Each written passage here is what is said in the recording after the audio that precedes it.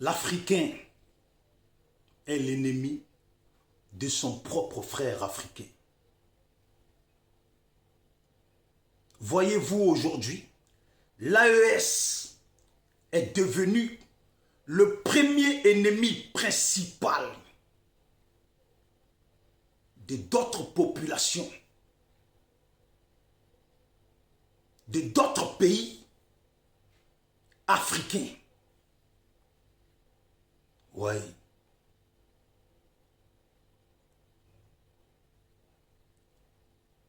On pensait que c'était les Blancs. Mais l'AES est devenu les premiers ennemis principaux des Ivoiriens, des Béninois et bien d'autres. Et tout ça se passe devant le regard du monde entier. Parce que les Occidentaux ne restent pas en reste. C'est des gens curieux de nature qui cherchent toujours à savoir qu'est-ce qui se passe chez les autres pour pouvoir manipuler. Et puis ils sont là, ils regardent et ils se disent, mais dis donc, ce peuple de l'Afrique est vraiment un peuple pas commode.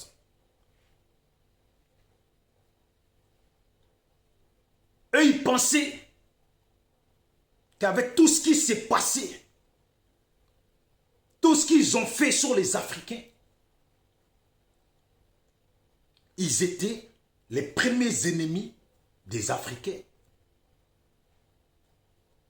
Mais en observation, en observant l'attitude du noir, la méchanceté profonde du noir, ils constatent dans chaque génération, dans chaque progression de la vie, que l'ennemi principal du noir ou de l'Africain est son propre frère ou sa propre sœur africaine.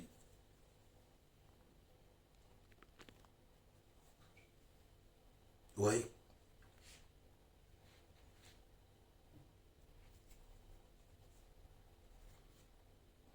Vous voyez, c'est incroyable, mais vrai. Des Africains qui détestent tellement l'AES que même en entendre parler, ça les dégoûte. Ça les fait vomir.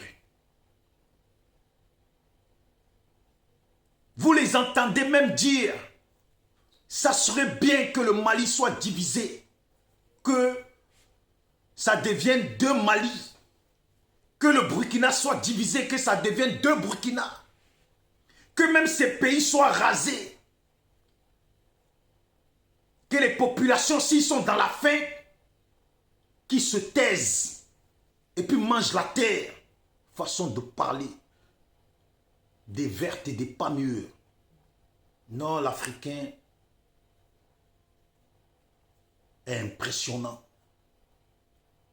L'Africain est impressionnant.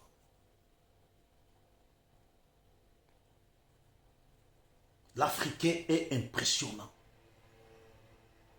Oui.